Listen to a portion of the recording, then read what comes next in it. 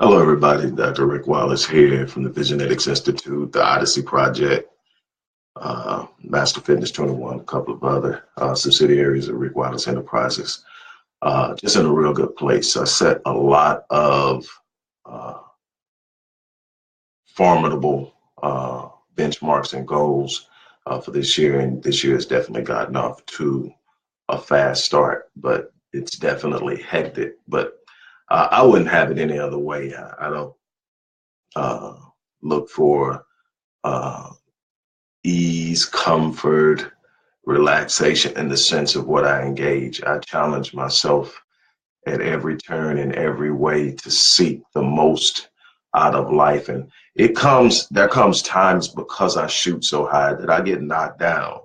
I'll jump for something and fall a little short and bust my butt. And I want you to understand that that's a part of the process, that you know those people that you see that have these successful lives as you perceive them, these successful lives as you perceive them, got it by failing. And I'll tell you, anybody that has uh, uh, experienced or accomplished massive success has failed more times than they've succeeded. Failure is a process through which you learn, you become stronger, you develop endurance and persistence and perseverance, and you learn what not to do. You gain experience and expertise through the process of failing. In the technical uh, definition or description of the word, in other words, shooting for something and it not happening. To me, I don't even define it as failure. I define it as a part of the process.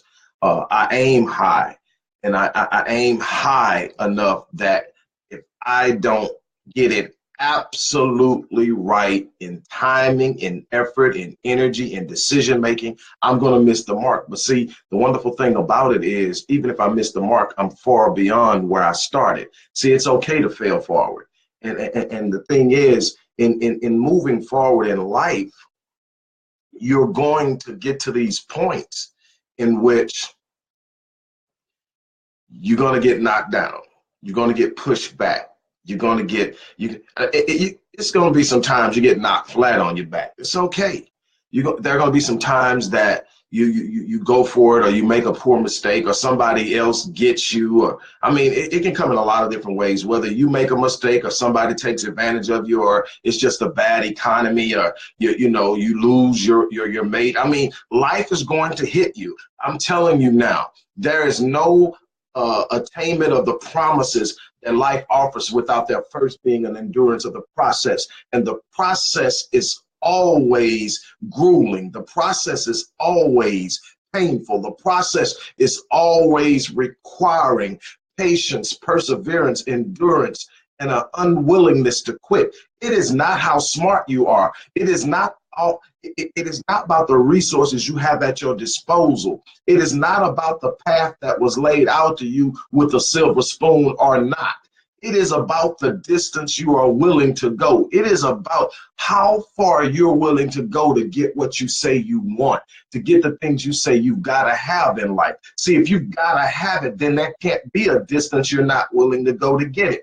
That's where most people lose, is they've got an idea of what they want, but they're not willing to step out and take the chance. They're not willing to go out and take the risk, because the risk means I could get knocked on my back. The risk means people will ridicule me. The risk means that people will laugh at me. The risk means I could make a fool of myself. The risk means that I could get out there and it goes the total opposite direction. Let me tell you something.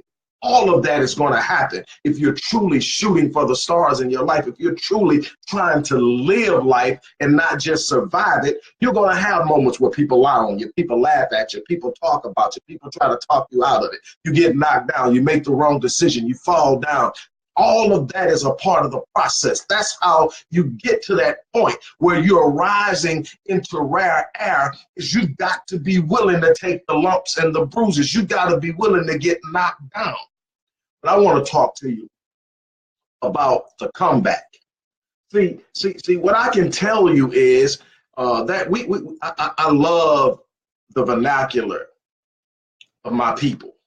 And I know that there are going to be people who watch this that are not black, that are non-black.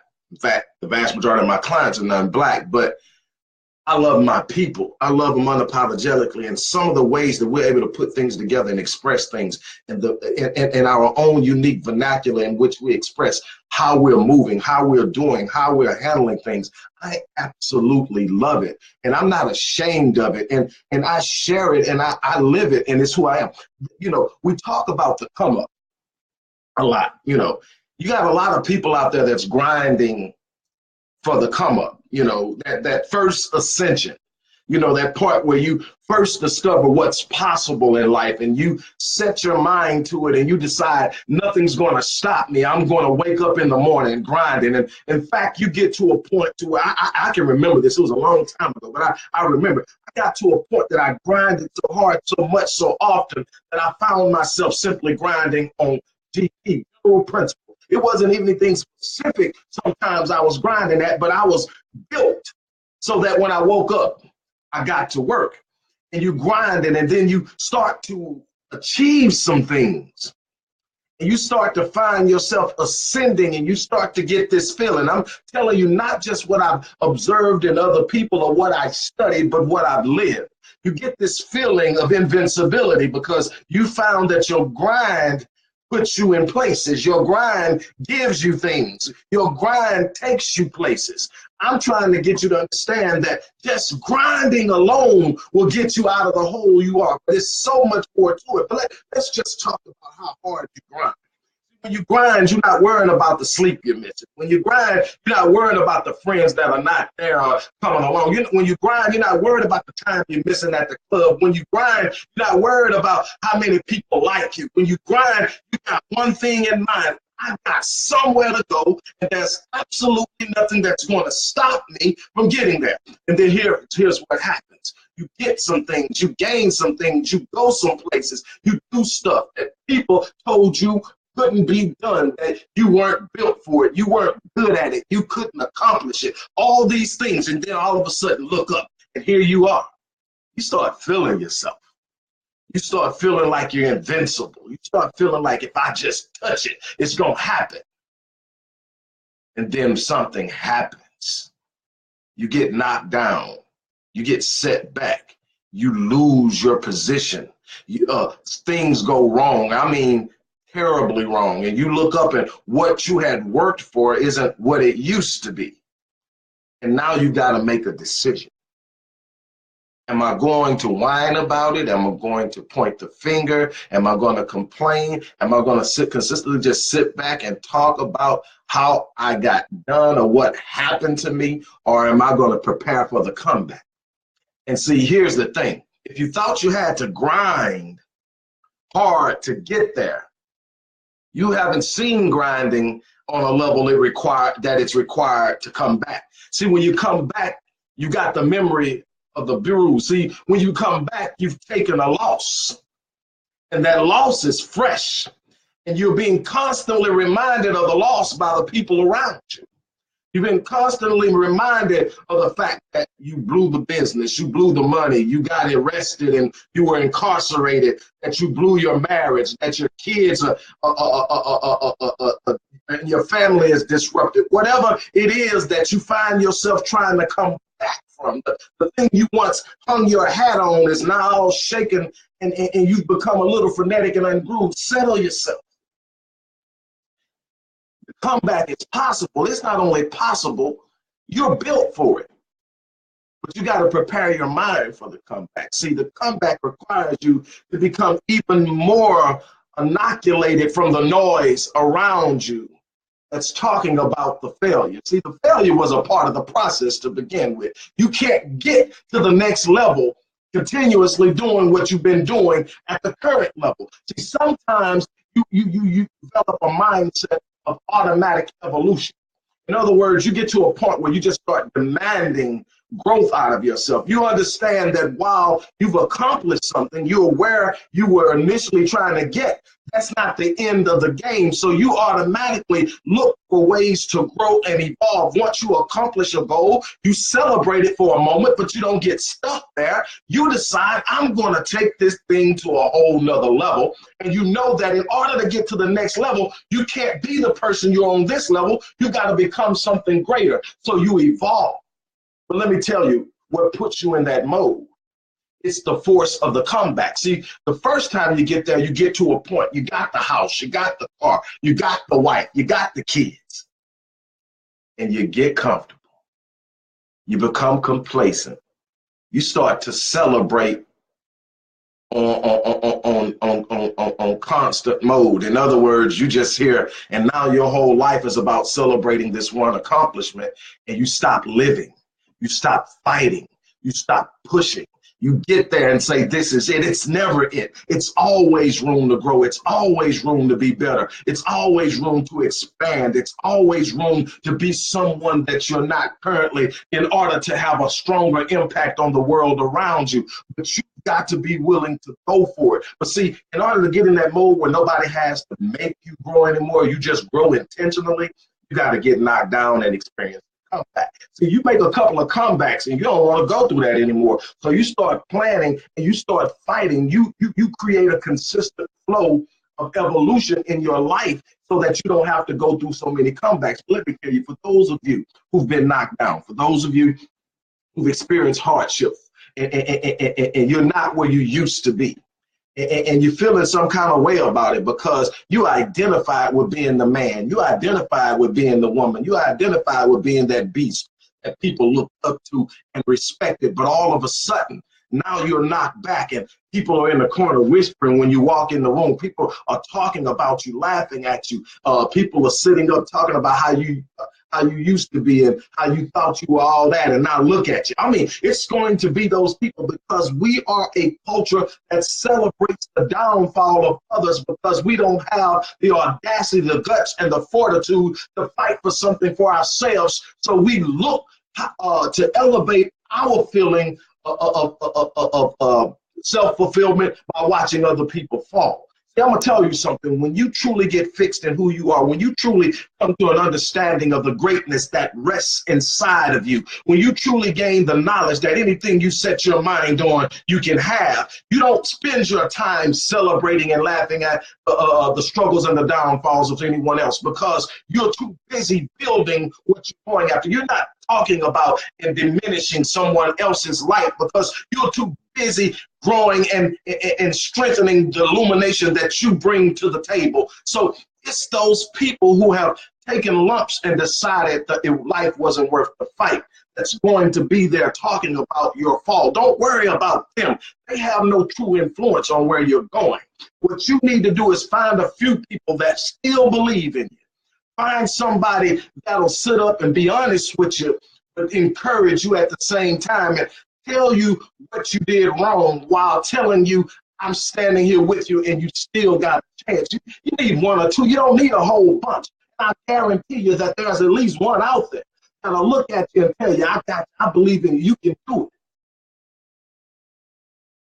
it. Stop seeking the approbation and approval of the masses. Stop going for popular opinion. Stop trying to fit what everybody's molds and expectations are for you.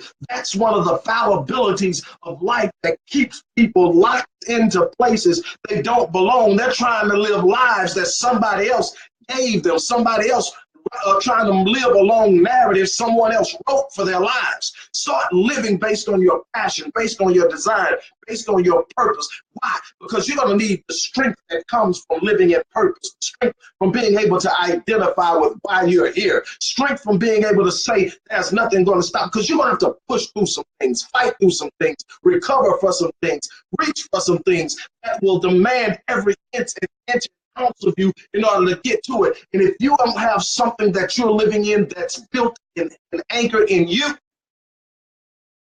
you're going to quit. You're going to turn around. You're going to let go. But you're built for the comeback.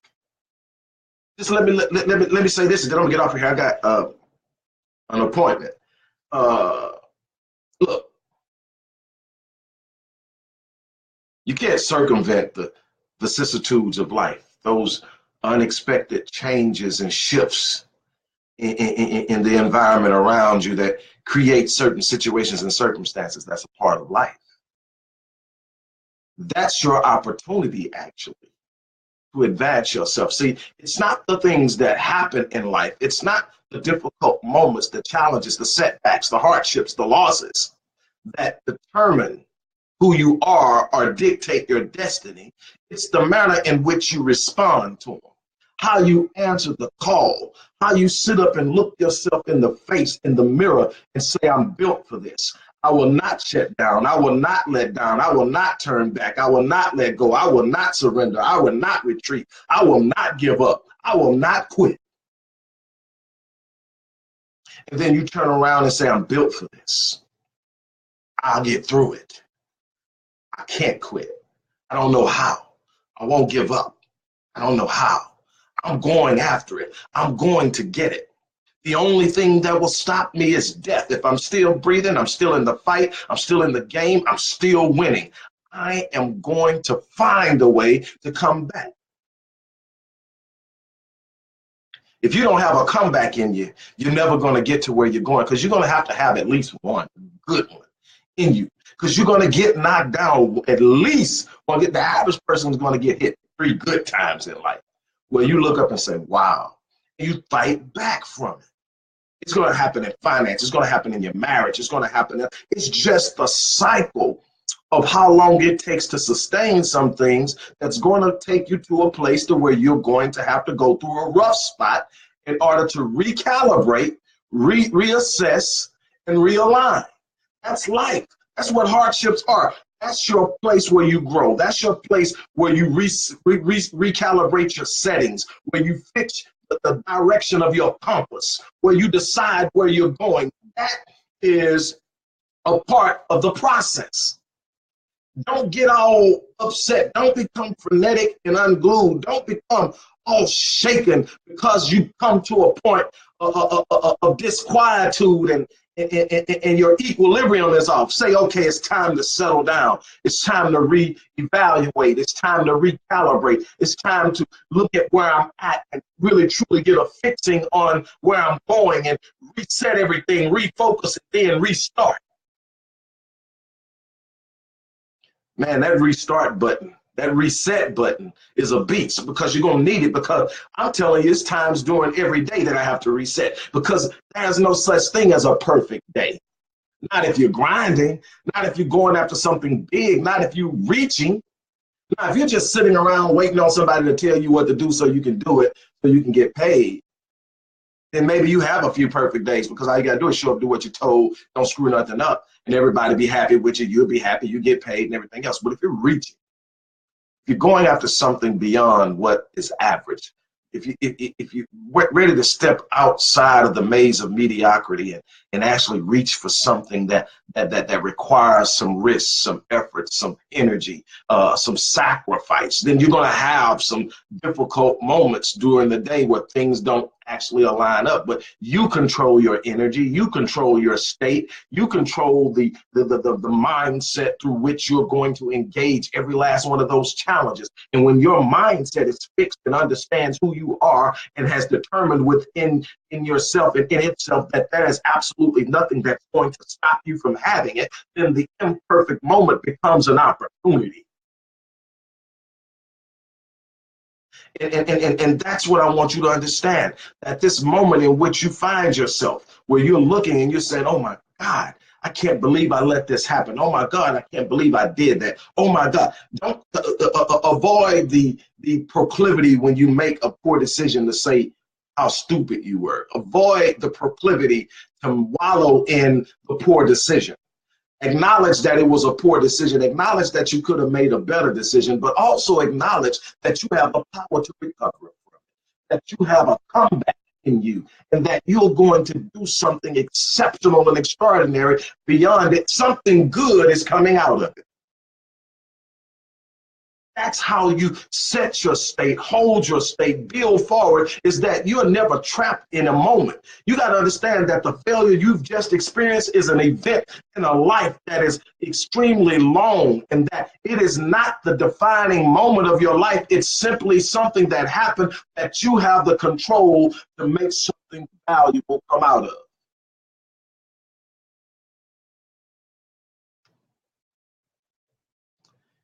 You've got to be willing to truly, truly, truly fight for what you want in life. Set your goals high.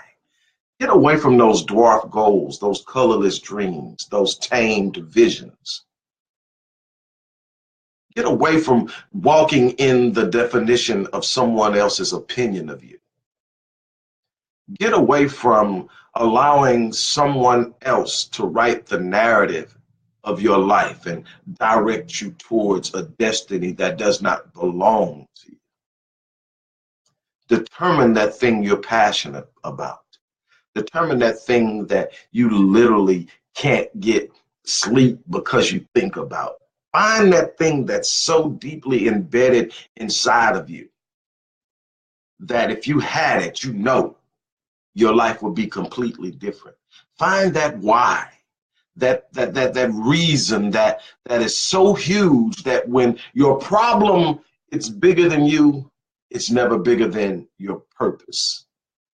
When you find that thing, and see, that's a problem. That's why many of you are unfulfilled. Many of you are having health issues. Many of you are dealing with anxiety. Many of you is because you're working on jobs where you're not operating in your passion. You're working on jobs where you're simply there because it has a good check. And some of you, it doesn't even have a good check. It's just where you think you can be right now. And you're not really truly operating in your passion. And so literally every day you're giving up a piece of yourself spiritually dying on the inside because you're not feeding the natural part of you that serves the reason why you're here. If you're not living in your passion, if you're not living in your purpose, you're slowly sacrificing your spiritual life, committing spiritual suicide.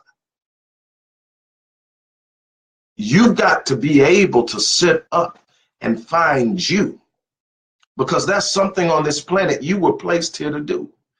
Everything has a reason. There are no consequences in this life. Stop buying into casual moments and consequences. Everything has a purpose. Every second has a purpose. Every second has possibility and potential in it. How you invest in it, how you give in that second has meaning. And the more casual you are in approaching your time during the day, the more casual you are in dealing with the relationships that you engage, the more casual you are in setting out your gate, your step, your direction, your path, your purpose. As Les Brown said, the more prone you are to becoming a casualty. I think he says it like if you face life casually, you will become a casualty. And I believe that with everything. There are no 86,400. That's how many seconds are in a day. Every last one of them has meaning. Every last one of them has potential. Every last one of them has purpose. You got to find a way to invest in every second. I mean, even when you're sleeping, that has purpose. When you're resting, that has purpose. When you're spending meaningful time with your spouse and your family, that has purpose. It's not always being in the office and grinding in the office or on the phone or in the client or in the field or wherever you work at. But it better be something you're investing that's meaningful. It shouldn't be something that's wasted, something that after you look at it can't bring you anything of value in the future. You should be investing in yourself. Not just in money, but in the way you spend your time. What are you bringing out of every day? What are you gaining out of every day? What are you doing out of every day? Your thoughts are the seeds of your destiny.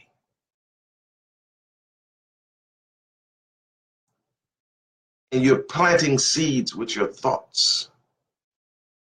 You're setting the course of your life with your thoughts, which are a reflection of your beliefs, which are an extension of your current paradigm. If you're consistently getting results that you don't want, that's where you start. You start with checking the lens through which you view life or your paradigm. How do you see the world? How do you see the world impacting you? How do you see the world, you impacting the world? Where is your place in the world? What power you have, what power you lack? All of those things are your paradigm. How you view the world, what you expect, what you don't expect, what you demand of yourself, what you demand of others is all coming through a paradigm that sets how you perceive everything you engage. If you want to change something, you have to shift that paradigm. You have to change the beliefs that govern your behavior, that govern your thoughts. You have to set you some new rituals, some new that will ultimately lead to new habits of behavior that will be reflective of where you're going and what you want and what you claim that you have in mind for yourself. And you've got to be persistent and committed, because it's not going to come easy. It's not going to come fast. It's not going to be an overnight experience. It's going to be something you got to work through. You got to fight for. You got to reach for. You got to live for. You got to become. You can't get it and hold it until you become it. That's just life. A lot of what you want, you don't have because you haven't become it. You're still expecting to live this life while thinking, acting, and behaving with a mindset and a knowledge base that's down here. It doesn't work that way. There's absolutely nothing impossible except those things you perceive to be impossible. Literally. We set the limits of our life with our own mind. Those things we accept, those things that we have embedded in us that were in many cases passed on to us by others. We sit up and we take it and we go, okay, I want to do this, but I can't. I want to do this, but I want to do this. You need to start questioning every time you set up and say something about what you would like to do, and it's followed with a but or I can't. And you got to ask yourself, where did I get that belief from? What is the belief that I can't do something that would actually benefit me come from? Where did I pick it up? Where in life did I get it? Was it my mom telling me that I wasn't being realistic? Was it a teacher in school that told me that probably wasn't for me because that wasn't my strength? I wasn't good in math, or I wasn't that smart, or I couldn't read well, so I wouldn't be a great writer. Whatever it is that I'm really passionate about or want to do, but I keep telling myself that's not me and I can't. Where did that belief come from? You've got to arrest that belief. Now, I don't want to offend anyone, but I want to talk to my Christian believers for a minute. Those of you who have a faith based in Christianity, I want to give it to you in biblical terms so you can relate to what I'm saying right now. See, you have a belief system. You have an idea. Somebody's planted something in you that has created the limited ideas of what you're capable of. You're operating along a plane of behavior and accomplishment based on an assessment that was passed on to you. Some beliefs you adopted and held are now basically guarding your behavior. I want to show you this from a biblical perspective of why it's important. I believe it was 2 Corinthians chapter 10, starting at verse 3. Paul says that the weapons of our warfare are not carnal, but they are mighty in God for the pulling down of strongholds. Then he starts to tell you, you got to cast every thought. He says, casting down every thought, casting down, arresting every thought, casting down every thought that raises up against the idea of God. Bringing what? Every thought into obedience. Now, in this case, we're talking Christianity, so to the obedience of Christ. Casting down everything that exalts itself against the knowledge of God, bringing every thought into captivity, into the obedience of Christ. Now, let me explain to you how that applies in life in general.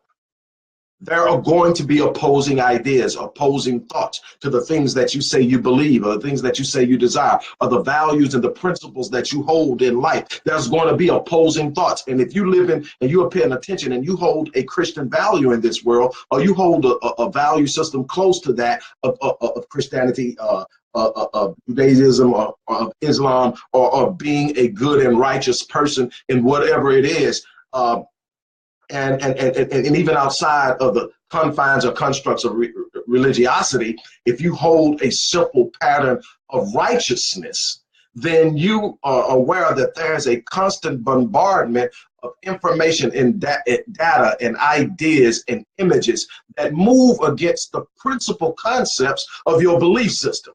Now, what will happen is if you don't immediately arrest those ideas consciously, stop those ideas, speak against those ideas, resist those ideas, give an emphatic enough response to the negative bombardment of the ideas that are being forced towards you, they will take hold, because your non-conscious brain and your subconscious mind cannot stick up and resist them on its own. Your mind, your subconscious mind and your non-conscious brain absorbs everything thrown at it. And if you don't properly label it, if you don't properly manage it, if you don't guard the gates and resist it, I mean in such an emphatic way that you oppose it with truth that is opposite of it, if there isn't a diametrically opposing force moving against this negative information, it will influence your decisions, it will influence your beliefs. It's a bunch of you that have been told that you can't, and you bought it. And it may not have been consciously, it may have been subconsciously. Over time, it became your conscious reality. Let me explain to you how simple this is. There's been a study that revealed that by the time a child, you may have heard me say this before, but by the time a child reaches 17 years old, they've been told no, that they can't do something 150,000 times as opposed to only 5,000 you can. That is a powerful negative force set within the psyche, inculcated into the minds of youth, that they can't. They say they can't more than they say they can. Why? Because they've heard they can't more than they can't. And so they believe that it's a lot. It's anytime you're talking about reaching for something that you don't see a lot of people doing, it's an automatic postulation or assumption that you can't do it. Life has been full of assumptions along the way that you can't. And it only became possible when one person decided to believe otherwise. And they stepped out. And once that person did it, then a bunch of other people followed. The prime example is Roger Bannister's sub 4-minute mile. Before he did it, it was impossible. Everybody said it was impossible. In fact, they said if you did it, you would die. Your heart was going to explode in your body and you would die. How many people probably could have ran the mile in under 4 minutes before Bannister, felt themselves on that pace, but remembered that if they did it, they would die, and actually throttled back? How many times have you been on the cusp of greatness and throttled back because somebody told you it was impossible for you?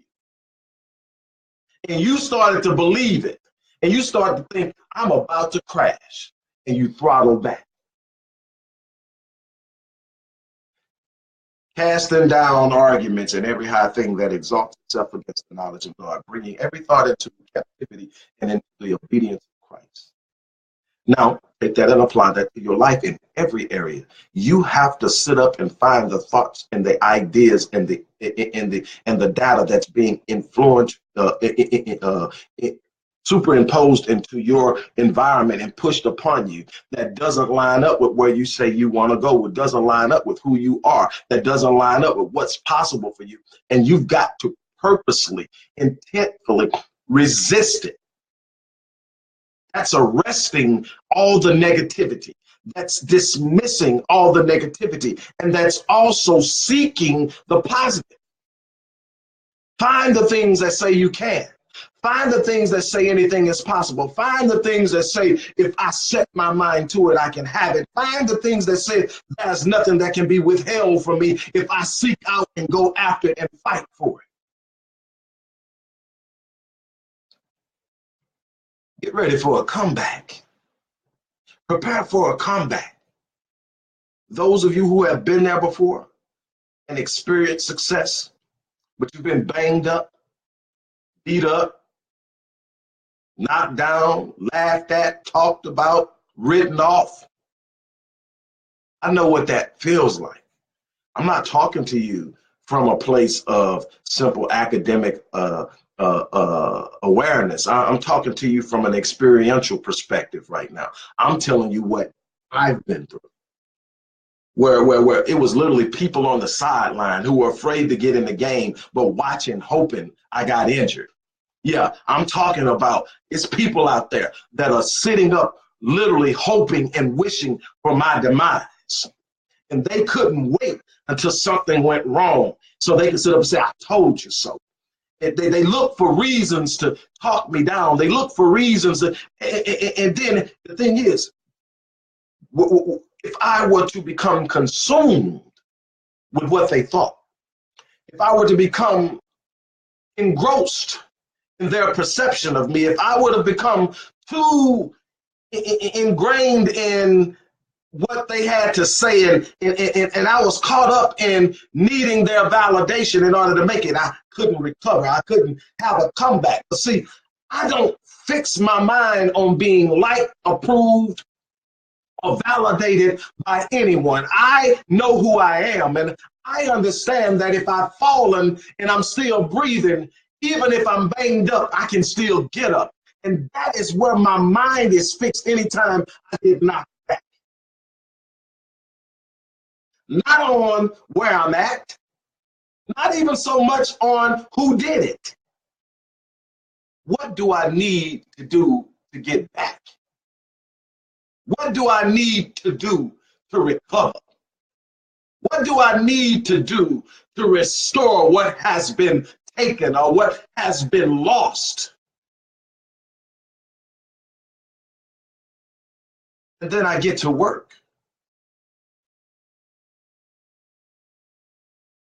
I see life as a journey in which you are compiling accomplishments with meaning. Meaning not the empty accomplishments where you get the pat on the back, you get the trophy, you get the plaque, you maybe get the raise, all those things that go away when you leave this place. I'm talking about accomplishments where there are people's lives you touched. I'm talking about accomplishments where people are talking about the things you did to help them in their journey in life, where you're impacting people as a teacher, as an employer, as a parent, as a community activist. Wherever you're working, you're sitting up and you're impacting the world around you as you operate in your passion. I see life as this journey where you're compiling these things, but you're not compiling them to impress the people that are around you. You're not compiling them as a scorekeeper. You're not compiling them because it sounds good. You're compiling them because you want to leave a legacy behind that speaks for you long after you're gone. That says he came, he saw, he conquered. He didn't just survive, he lived. That's what you're here for. What legacy are you leaving when you're done? When you transition out of this life, is there something you've done so strong, so powerful, so consistent that it speaks about you long after you're gone? That's what's going to write your name in history. That's what's going to say he left the world, she left the world in a better place than what she found it. That's your responsibility to your design and to your designer. Look, I got to get off of here. I got to get ready for a session. I got an appointment at 9:30. But look, start bleeding your passion. Literally. It should be oozing. You should be hemorrhaging your passion in your work, in your expectations, in the goals you set.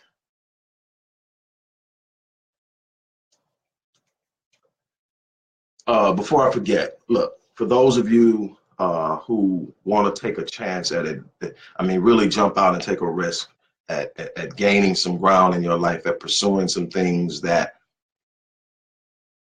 you once thought were out of reach. We are still in the process of offering free rapid change sessions. It's a free 30-minute session. You'd be surprised what can happen. Anybody that has actually signed up for this that may be watching this, chime in and let them know. Number one is I haven't had one session yet that's actually only lasted 30 minutes. I don't work like that. I work till we get to a point that we've got something we can walk away with. That's just how I am. I was taught a long time ago, always leave more than you take. And so when I'm sitting up there, and this isn't a session anybody's paying me for, so I can easily sit up and say, I showed up, gave you 30 minutes expertise and walk away and feel good about it. But that when I get there, I connect with you. I know you're reaching for something. I know for you to admit you need help, that you're reaching for something, because we don't like to admit that. So you're showing up and fill out that questionnaire. It's there in the post box or in the description box, depending on where you're watching this. Fill it out, email it to the listed email address. The support team is going to get back with you, and everybody tell you. But these appointments are being scheduled within 24 to 96 hours. We're going to ask you for your availability for the next 4 days, and we're going to get you in. I'm literally that committed. I'm working my butt off, but I'm excited. We've done people in South Africa, people in Australia. We've done people in Ireland. And the crazy thing is the person in Ireland was Black. And I'm like, wow. And, I know the history, and I know it's Black people there, but, you just don't think. When you see Ireland on the information that's forwarded to you, you're going like, okay, this is going to be someone that's Black. And it was a Black person. And, I'm excited about working with them because we're going to, likely move on forward beyond that. But look, I'm telling you, there's nothing wrong with getting help, especially when someone's saying, hey, look, the first one's on me. I mean, if nothing else, get it. I mean, get in. There are certain people I look forward to working with. And there are certain people that I won't work with, especially if I believe you're not committed. The one thing I need from anybody for me to sign to work with them is that they be committed and that they're willing to invest more in themselves than I'm investing in them. And that's the beginning. If I see that that's not the case, I don't care how much money you offer me. I'm not going to take your money, because the integrity of what I'm trying to do is greater than any amount of money you can give me. And it's not that, hey, it wouldn't help do a lot of things I'm trying to do now. It's just that's not what I'm looking for. I'm looking for people who really want to change, who really want to do something different, and who are willing to commit to the hard work. It's hard. Let me tell you, it's hard, especially in the beginning, because it's going to be different and you're not going to have a true value assessment. See, I'm at a place now where I don't consider anything I do hard if it's pushing me to where I need to go, because I've got a new value assessment on what I'm going through, and what I'm going to receive for what I'm going through is so much greater in reward that I don't even consider what I'm doing hard or painful. I just consider it a part of the process. It's a part of sacrifice. But at the beginning, it'll be hard because it's completely going to be opposed to what you're used to doing, how you're used to thinking, how you're used to behaving, how you're used to talking, how you're used to thinking. We don't do the blame game, so that's the first thing you got to get rid of. We don't step out of the mold of victim, and we're going to move into the role of a person who has complete control over their life, no matter what's going on around them. That's possible. Fill it out. You've got to be willing to stand up and fight, because you're going to be required to execute a comeback at some point in your life. Get prepared. Get prepared. Stand up, fight, live, be everything you can possibly be. Look, that's it for now. I got to get off of here. I want to be prepared for my client. But I just had to share that. It's been a few days since I've been on. Like I said, it's been crazy. It's been busy. So I want to show up. I'm going to try to get back at you tomorrow. You guys have an unbelievable and awesome day. As I always say, I'm going to die on E. I'm going to live every moment on full. I'm not going to take anything to the grave with me. Anything is going with me. Not one dream, not one vision, not one book, not one lecture, not one life spoken, not one counseling session, none of it. Not one program, none of it is going to the grave with me. I refuse to take it to the grave with me. I am going to die. I'm going to leave it all out there. That's why, and my wife will attest to this. And and it can be frustrating within a marriage, because I don't come to bed with a whole lot of energy. I have to really prepare to engage her when I come to bed, and the intimacy. And I'm not talking about sex. I'm talking about the intimacy that's important before you go to sleep at night. the sharing, the loving, the encouragement. How was your day? I really missed you. I didn't get to spend enough time with you. All that stuff. I do it, but she'll tell you, I come to bed empty. She tell all the time, talk to me before your head hits the pillow, because once your head hits the pillow, you're out. Why? Because I spent myself. I don't get those seconds back. That's what I want you to say. I don't get them back. I don't get to say I'm going to take it easy today. I want to make sure I make it all the way through, so I'm going to coast. So you coast, you get there, but you get there after everything is over with. You're behind because you're coasting. I don't coast, I go. I'm that person that in track, I might die in that quarter, in that last 50. Because I ain't leaving it back there. I'm not going, I'm just refusing to cross the finish line with anything left. And if I don't run it just right, I probably will die. I would rather come across totally spent than to come across and not finish in first and have something left. Think about it. I'm out of here, you guys. Thank you for stopping by. I hope something I shared with you resonates. Definitely check that out. Also, don't forget to pre-order your copy of Critical Mass and enter the sweepstakes. You might actually win an entire package. That information's in the box, in the description box under the questionnaire as well. So don't forget, I almost forgot about that. That's another way that you can end up working with me. But hey, look, whatever you do, believe in yourself, encourage yourself, surround yourself with people who will support you, who will speak and push and drive, hold you accountable. Get those people around you. Get that negativity out of there. All right, peace. I'm out.